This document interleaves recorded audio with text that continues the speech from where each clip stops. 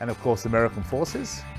We're with you each and every weeknight, weekday from 1 p.m. Pacific time, that's 4 p.m. Eastern, then again at 6 p.m. Pacific, that's 9 p.m. Eastern, right here on these very same networks to give you your dose of football, the one with the round ball and the slightly thinner gentleman playing it. Nick Webster, there was a really interesting and fascinating article, actually, allow me to say, on BBC website, and I'm going to give credit where credit's due. This was an excellent piece of sports journalism, I felt. It's entitled Liverpool Unluckiest Premier League Team and Manchester United the Luckiest. And Nick, what they managed to do is to take last year's season and actually quantify these things. You know, we've always talked about Fergie time and this, that, and the other. And by the way, I'm not pointing fingers anymore at United as just having hit on the head with the horseshoe. But it is a fascinating article, Nick, isn't it? If there's ever a case for VAR, this is it. Well, I wouldn't go that far, Mr. Geber. I mean, what I would say about luck and the beauty of the English Premier League season is it encompasses 10 months. Is that over the course of the season, and Fergie said it himself, things do have a habit of evening themselves out. Now, to your article, Liverpool probably would have come second had luck not been such a big factor in Manchester United. But when we look at football over the last 20, 30 years, you know, United have predictably got a lot more calls than any other team. And yes. Why is that?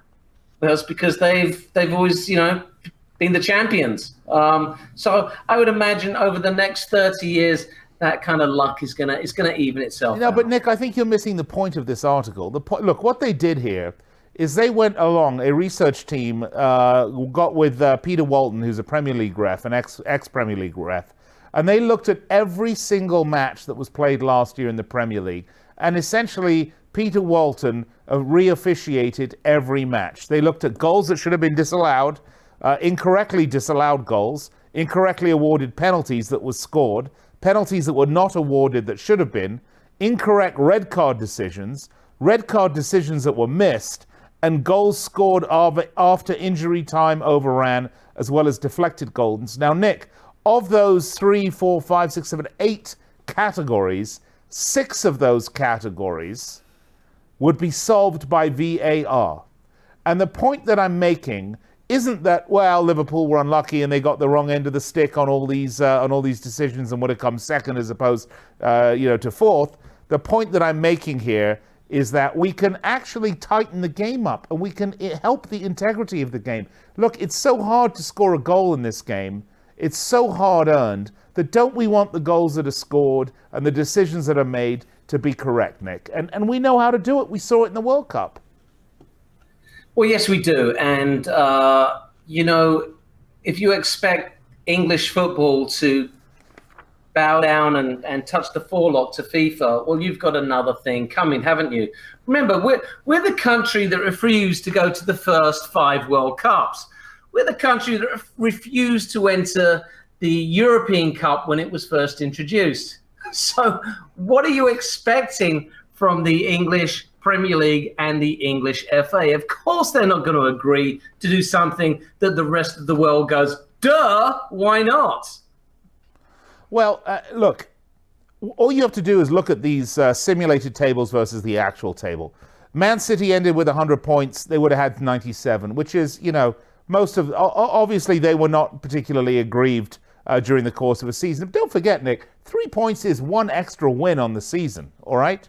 So instead of losing 2 matches all season, Man City would have lost 3 if the results had been correct. United would have got 81 points on the season if the decisions had been correct. They would have had 6 points fewer over the course of a season, Nick. That's 2 matches. I mean, this is serious stuff we're looking at here. Well, Nick, I think maybe you've been nipping that vodka again, haven't you? The big one was, I believe, Leicester City or Burnley. Their results would have been completely twisted around, and when you look at the payments for points and position in the league, there was something like an £11 million disparity. But the top of the table was the top of the table.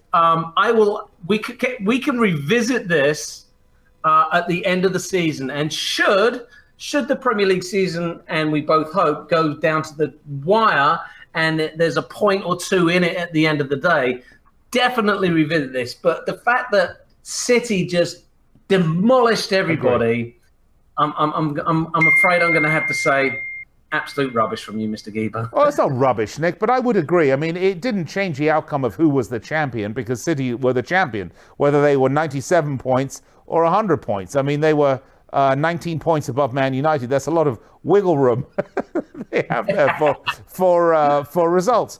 But yeah, it's going to be a lot tighter this season. And for Liverpool to be, the difference here is 10 points difference. It's now 12 points. Liverpool would have had 12 more points if calls had gone, I won't say their way, Nick. I'm going to say if the correct calls had been made. And that is that to me is really shows how difficult it is to referee these matches.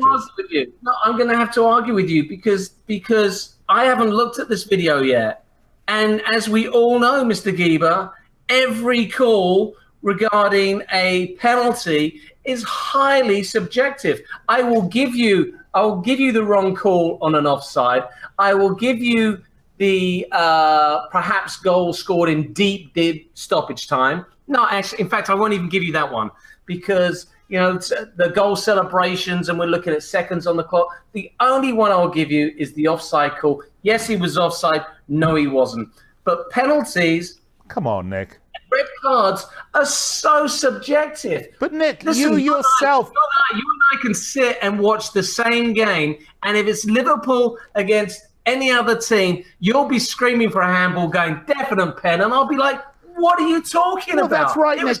But you said yourself during the World Cup that the big winner was VAR during the World Cup. You and I sat here on this show and together said how wonderful it was that we felt the integrity of the World Cup had been helped by VAR. And now you're basically arguing the opposite with me. And I'm saying to you, that's nonsense. It is subjective. I agree. That's why you need VAR. And you need another set of eyes on penalty calls, on all this nonsense.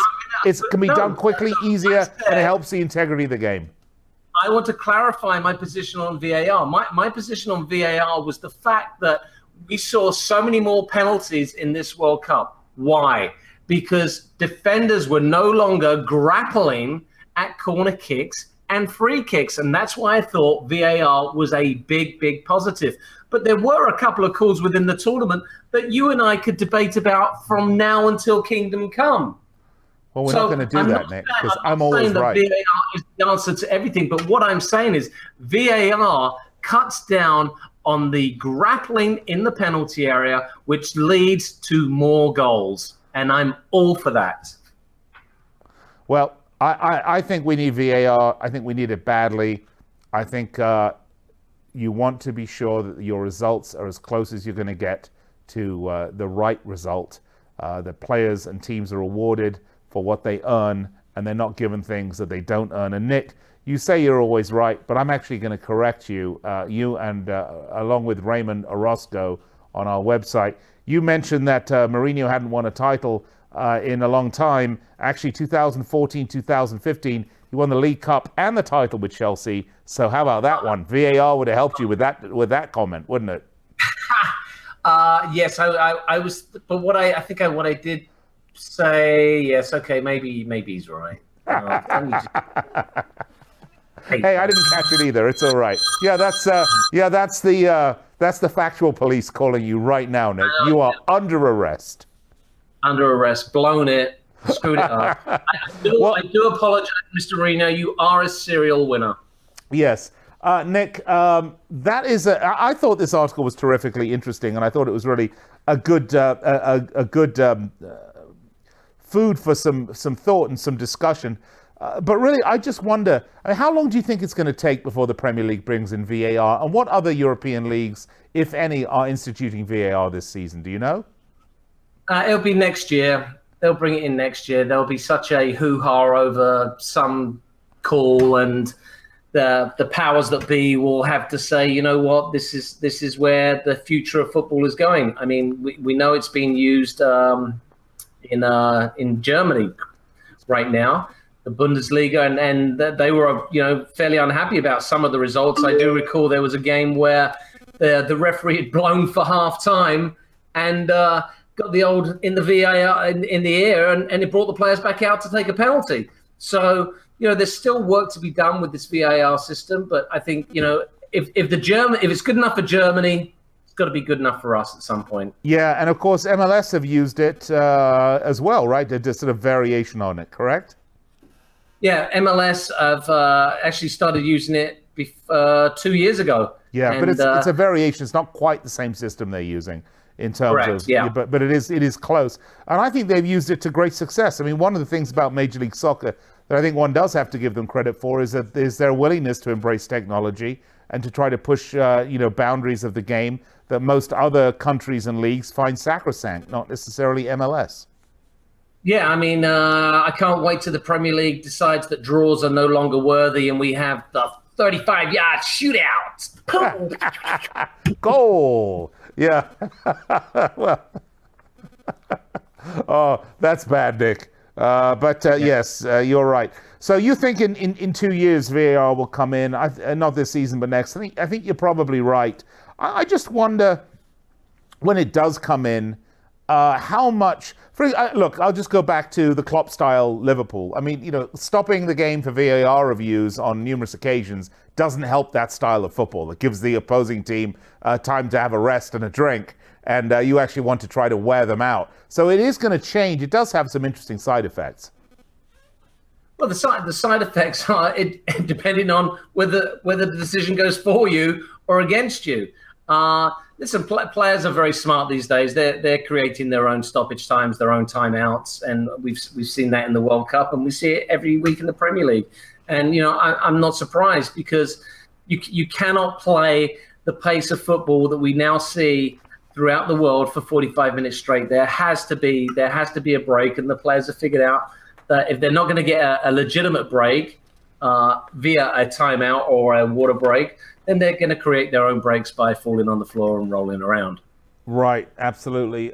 Nick, we are going to do next week, listen to me, tomorrow, we're going to do Liverpool, Chelsea, and Arsenal, and I think the following day we'll do Tottenham, and that'll round out our top six. Of course, we'll get to all the clubs playing in the Premier League this season. Do you think there's going to be any shocks this season? You've got about 1 minute. Any shocks this season? It's hard to look beyond the top six, but I would say that there is going to be a newly promoted team, and I'm kind of leaning towards Fulham. That may surprise a few people, but other than that, it's pretty much business as usual in the Premier League. I wish it wasn't. However, the top six are very intriguing, and we spoke briefly yesterday about the fact that, in Spain, it's Barcelona, Madrid, and Barcelona, Valencia, maybe Sevilla, or Atletico. But in the Premier League, that top six does create 18 absolutely mouth-watering matches per season. Well said, Nick. All right, this is History Soccer, Sports Byline USA, SB Nation. We'll be right back to wrap it up here. Don't go anywhere.